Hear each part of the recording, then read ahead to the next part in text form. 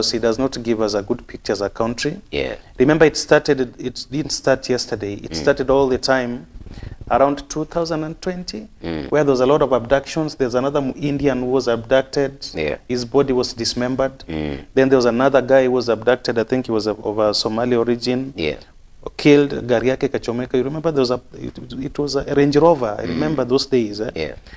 And that abduction formed a big part of campaign for 2022. Yeah. And the government that we currently have promised that there will no longer be no more abductions.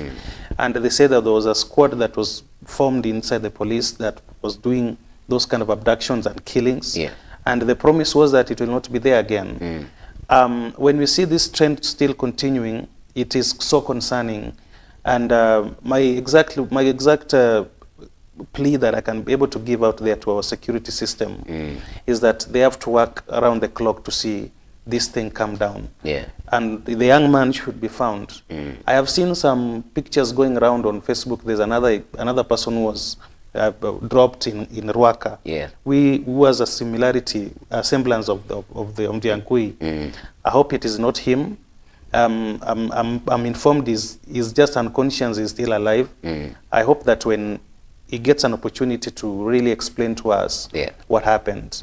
But this kind of abductions and disappearances, people are found dead, either dead or are tortured, must come to an end. Remember what happened to Albert, the same thing? Though him was so directly connected to the police. I hope this is also not connected to the police. Yes. All right. And the Standard is also saying the buck stops here, and DCI boss Mohamed Amin is gradually turning into the country's lead trickster with a special gift for unleashing bouts of alternative facts. In his continuing well-oiled PR stunts defending the era of abductions, he denied knowledge of missing blogger Ndiangui Kanyagia. Hours after the court summoned him and the IG with a straight face as 21st century cheats, Amin claimed to be also looking for him. Now this you see, even as we want to have hope in our police, this all seems like it was choreographed in some way. Why then do you wait for the court to ask for the blogger and then deliver a press statement? But all this while you have been quiet. Is really the police not in any way connected to these abductions? I cannot authoritatively state that the police is directly involved in it because I do not have facts. Yeah. Secondly, I think somebody went to court on that matter. Yeah. And the court pronounced itself on it and gave a directive that the young man should be produced. And I think it was on that basis that he was addressing that particular matter. Yeah. You see, there's a lot of things going on today. There are things that are going on. We don't even know whether they're politics or they're exactly the real thing that are happening. Yeah. For example, I don't like the wordings of the way Standards has put it. It's so sensational. It is so emotional. And when those things take that trajectory, you know, people feel attacked. We lose objectivity. And I would love that they could have, because when they now say PR stance, you know, that is the opinion of the editor. It is not I mean, not everybody holds the same opinion that it's a PR stand, because we don't know at what degree is a press statement a PR. Yeah. Because we don't know at what degree. So we also would love to at least ask our media houses to at least, these things they're painful. I mean, their families are involved, people's lives are involved. But too much emotional expressions on matters as serious as this, they lose their meaning, and people begin reading politics out of it. Because if I read that statement, I'm a political scientist. I will not read it as a journalist. I will read it and say, these guys are doing politics. It's not about this young guy. It is not. What exactly is this editor or this media house trying to do? Because if you look at, I'm not trying to discredit their stories, but they have been very toxic for quite some time. For close to almost, for the last time that I've seen, heading to around 8 months. It is consistent negative reporting daily. Yeah. And you see that what happens is that sometimes when you're a journalist, you also look at the mental health of your readers. When you continue pumping negativity in people's heads, people begin even having mental illnesses because you are subjected to negativity and all the negative stories every day, consistently. It is consistent. And you find that, yes, we are pursuing justice, but we are doing another harm somewhere else. So we hope that the story, the issue about the young man is going to be resolved. He said that they didn't find him. I hope they will find him. I just hope that they will find him. Alongside there are other very many others. There is another case in Bondo that happened in 2020 of when a police officer arrested some young boda guy, because I was there. And to date, the story, the young man has never been found yet. They don't know whether he was killed, they don't know what, because the police wanted around 40,000 for them to release him. By the time they were getting that money, they could not trace that young man to date. So those cases, it's only that a few of them get a platform where the media raises it. But truly speaking, the cases are many. We hope that this matter is properly resolved so that people feel comfortable living in their own country. Because these days you don't even know whether you leave your house when you're going to commune with your friends at night or somewhere or a party or what, or even a church. You don't know whether you get back home. So we do not want to live in fear because it will get to a point where we be like our neighboring countries where you are in a media house like this expressing your opinion about governance issues and expressing everything else. You get out there, you're picked by strange people. Some of them are not uniformed, and you are not found anymore. We do not want to get to that point. I think Kenya, we have grown. But when you say we do not want to get to that point, but we are already at that point. Because when you read the quote from the Standard that you've said that is somewhat toxic in their reporting these days, when you read the quote of the accounts when Kanyagia was being abducted, now they say the neighbors were threatened because they were told not to tell anyone what happened. After telling them I am the mother is when they opened up and told us what happened. Now this is the account of the mother of the blogger that was abducted. So when you say that we do not want to get to that point, but we are already at that point, are we really missing the point here? Because even when we look at Albert Ojwang, picked in his father's or mother's homestead, and we saw what happened after that. Are we, what do you mean we shouldn't get to that point? Because I see we are already at that point. I still feel we are not yet there. If we get there, so we should wait for us to get not really. Far worse places for us to really acknowledge that as a country we are finding ourselves in a situation that we shouldn't be in. No, the signs are directing us towards that direction, and we have to stop along the way. We do not want to get to complete the whole journey because it will not be proper for us. It will not be safe for everybody else.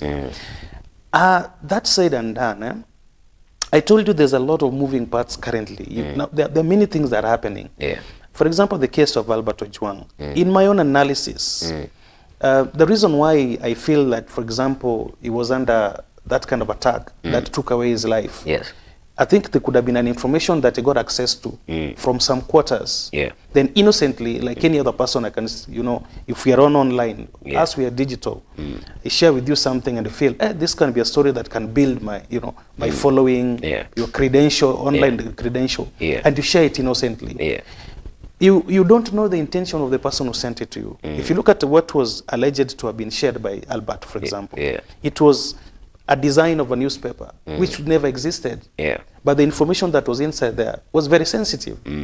So there could have been that the person who was feeling attacked or by that kind of post wanted to know exactly who gave this information, because it could have been true that what was written in it was actually true.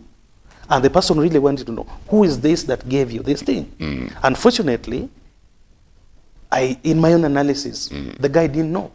He also shared it innocently. Or maybe one of his people, the people that he was with, one of them snitched against him. So out of the torture to reveal, and because he doesn't know, so the torture went excess, took away his life. And I always still hold to my young people, especially us who are in the digital world, that there's a lot of things that are happening currently. Most of them are politics. Let us approach them very carefully so that we don't fall in the crossfires of people who are pursuing their own selfish interests. Because there's a lot of succession politics, both in the police, both in the national politics. I mean, everything out there is being politicized. So sometimes when we are doing all this advocacy, it is proper to do advocacy for good governance. You say corruption is this, we need to fight it, But there's always a red line. When you now begin saying, Oyola, you are corrupt, now I will feel attacked. And as a human being, I must respond to defend myself. Oyola, in the same spirit, yeah. For instance, right now, let's hypothesize, right now, I am calling you corrupt. Are you corrupt? I am not. So if you are indeed not corrupt, then why would you feel so much offended that you go to an extra mile of driving and ordering a whole police service to go pick somebody from Homa Bay all the way to Nairobi and leading to the end, to the demise of their life, hence ending a generation of somebody who might have basically he was already a taxpayer, so he was of benefit to this country. I do not really want us to lose the overview of the conversation, but what I feel as if you are saying is you are to some extent justifying some of the things that are happening to the young people. That yes, do your advocacy, but sena msifinye sana. Kwa sababu mkifinya sana, kutakuwa na consequences. To me, that is, I'm trying to read in between the lines, and that is as if what you are saying, because I will give you an example, and from the previous administration, and a lot of ills happened from the previous administration, but you saw a lot of restraint, even from the head of state, that whenever they were attacked, it was not necessarily their business to justify what has been said, true or false. But why is it that this regime that we are in currently, that they have, or they feel the urge of justifying everything and sort of cleansing themselves and exonerating themselves of any blame? But yet they are the people that we are working with currently. And that is where the agitation is coming from. I'll tell you one thing. When you're a leader, for example, there are things that you cannot do. You cannot be corrupt if you're a leader. Not corrupt. Everybody is corrupt. A normal human being, you must be corrupted either way, either morally, spiritually, financially. I mean, you must. There's an element of corruption. I am not corrupt. No, we cannot know that. I am not corrupt. Yes. When you're a leader, there's a chain of people eating on your name. The people that, they are not supporters per se, but your entire system, the guys that you're with. If you look at the history of extrajudicial killing, all the way from 1960s during Kenyatta time, Moi time, Kibaki time, because they have always been there. All right. There are certain things that used to happen that even the head of state or even the leader that we sometimes could point a finger at wasn't even aware. A good case in example is the death of Robert Ouko. Right. If you read certain reports, was that Robert Ouko was tortured by his colleagues, according to those reports they were saying.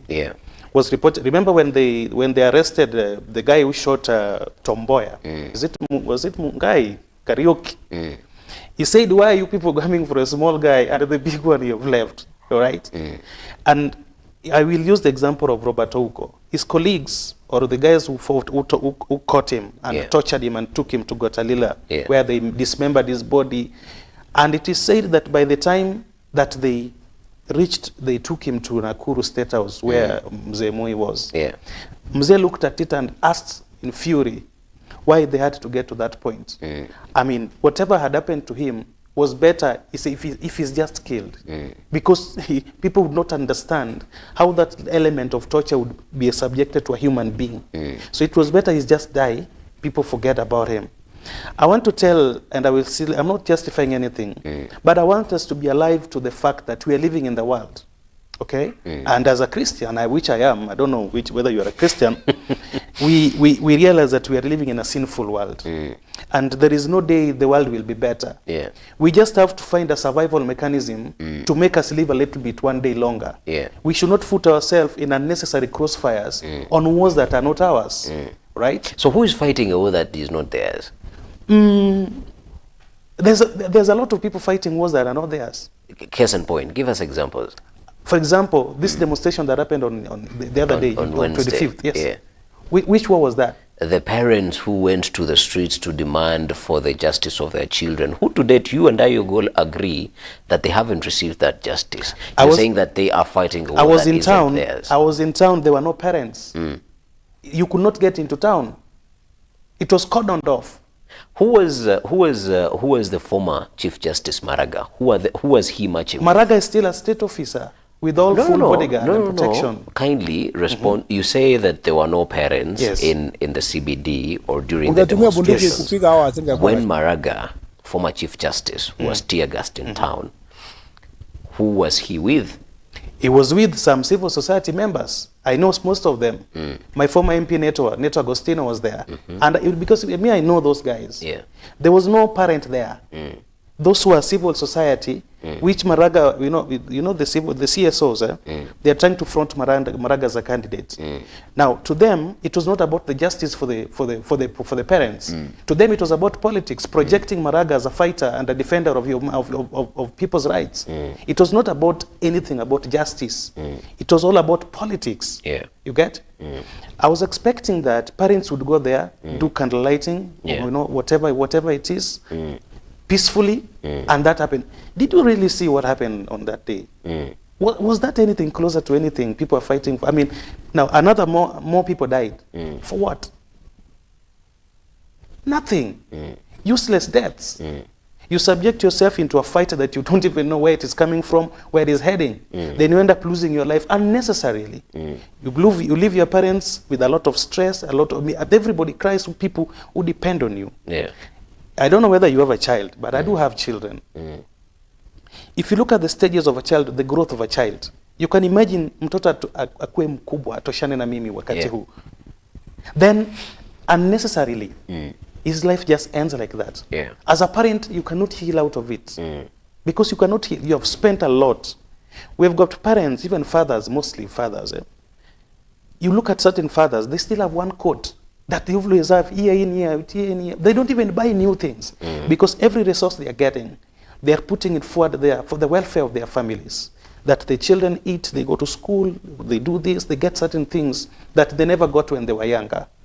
It is important that us as young people, even as if we are doing advocacy, but at least let us put our parents also in thought. Okay? I would not feel proper altercating with a police officer who has got a firearm. I don't know whether this guy has got a mental issue. Where he woke up? Did he even sleep? Right? Then unnecessary provocation comes, especially when there's riot. People provoke each other. You provoke the police provoke you. Then out of nowhere, the devil gets into the detail, and you just lose yourself like that. But you see the devil here on this one, the devil is being blamed for nothing. And those are the headlining stories in the Standard. Quickly, I want us to look at what's making headlines in the Daily Nation. Then we take a quick break. Now, I don't know if you're going to call the Daily Nation also healthful and trying to exacerbate the mental health of Kenyans. Shah scandal is the headlining story in the Daily Nation, and they are saying fraud, the effectiveness of Kenya's most expensive healthcare system are put in place to remedy the theft of taxpayers' money that plagued the defunct NHIF has been put to question after some 31 hospitals across 13 counties were found running elaborate deception schemes involving double billing, fake outpatient claims, forced and ghost admissions, as well as pre-authorization code abuses. Now, the revelation of the scam could just be the tip of the iceberg. This is a story that you'll find on pages 4 and 5 of the Daily Nation.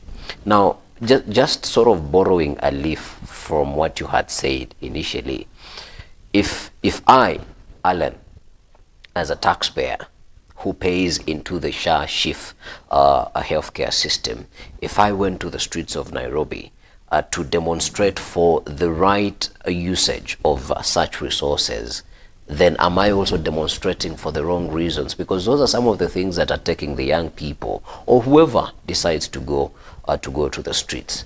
Am I also being on the streets for the wrong reasons?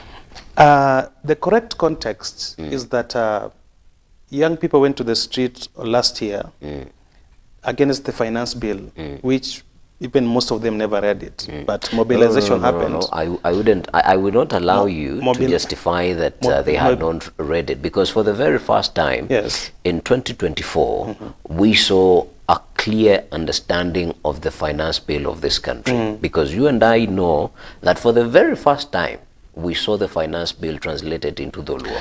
The reason why... Wait a minute. I want us to have a factual conversation. Yes, I know. So when it comes to uptake of the finance bill in 2024, we cannot compare it to 2025, because even the lady who tried to make it accessible, you and I know what happened to them. When? Last year?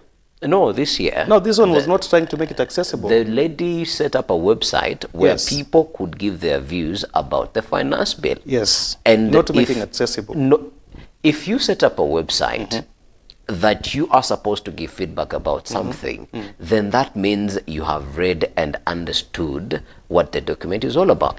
What the lady did... Mr. Ochola, can you give feedback on something that you don't understand? I'm saying what the lady did, let me start with her. Yes. She's an IT expert.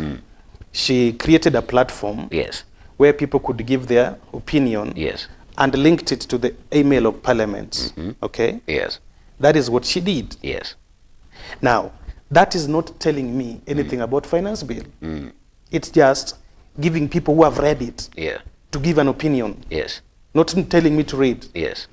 The reason why I told you earlier on that last year I never felt that people really read it sufficient, the finance bill that we had, right?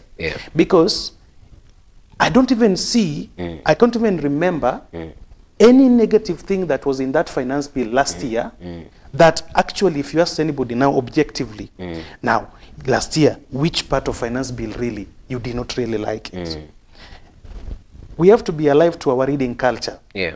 Our reading culture is not so good, and you know that very well. No, I don't. No, do not put me a part of that, because then do not add me to that bandwagon. Because I read. I know you read. I read, and you and I agree. And and I think this is where what disheartens me the most, when we the young people also lose hope in the capacity that we have. You and I know we have one of the most educated generation.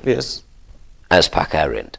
So if you tell me that our reading culture isn't the best, then, not the best. Then I hope you didn't get me wrong. I weep. No, basically. no. I did not challenge the quality of our education, whether we are learned or not. No, it's not even about being learned. It's saying, about that a particular aspect of being able to read. Because if I asked you, today is on a Tuesday. Yes.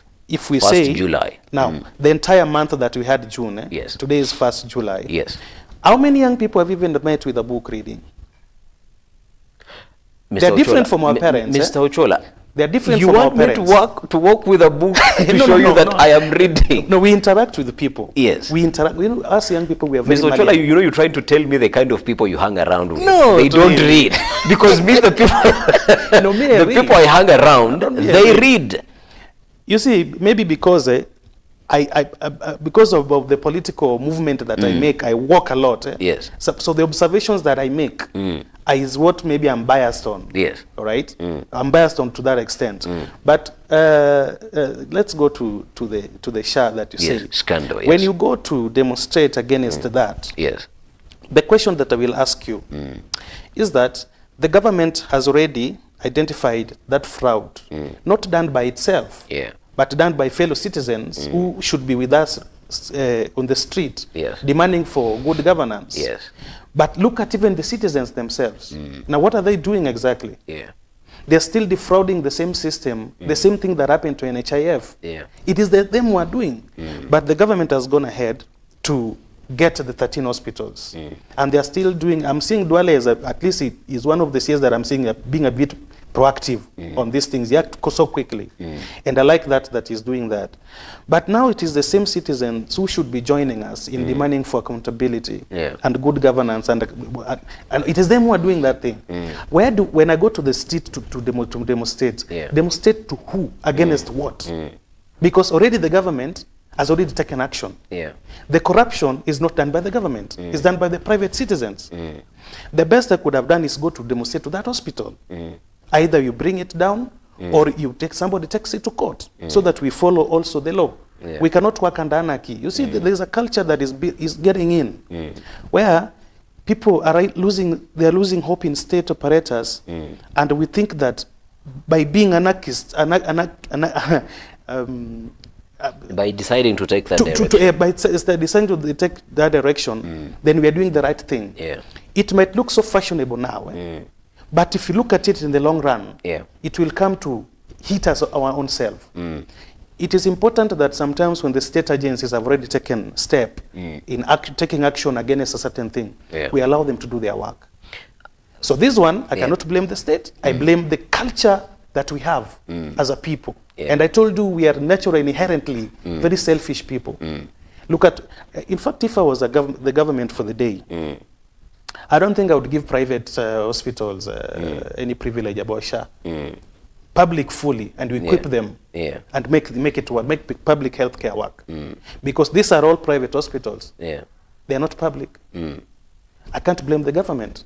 But you see, I want us to give our sign language interpreter a quick break. But even as we're going for the break, there is something that I want the viewers to understand, that there is a role.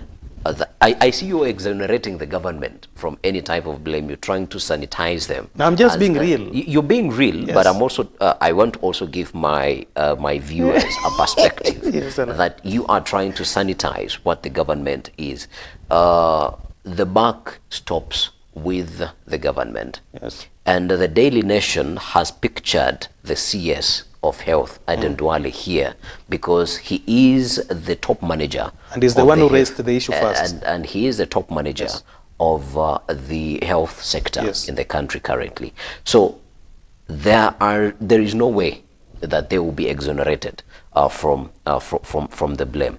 Other stories that are making headlines in the country, in the nation, 45 arrested over deadly June 25 protests, the DCI has said. Also blow to Joho family as the court quashes order on 5.8 billion grain facility at the port. As well, other two stories here, short hawker succumbs to police bullet, and from charms to modern medicine. That is what you'll find in your Healthy Nation this Tuesday morning. We're going to take a quick break. When we come back, we're going to be coming back with our maiden conversation. Is the police the enemy of the people? Do you think the police is the enemy of the people, or the people are the people are the enemy of the police? The police represent our culture. They are not from us. They are just one. They are our sister. They are brothers. They're just us with arms and some feeling of privilege. That's it. All right. If you have any comments towards this conversation that we're going to be having after the break, kindly do send them through our social media platform.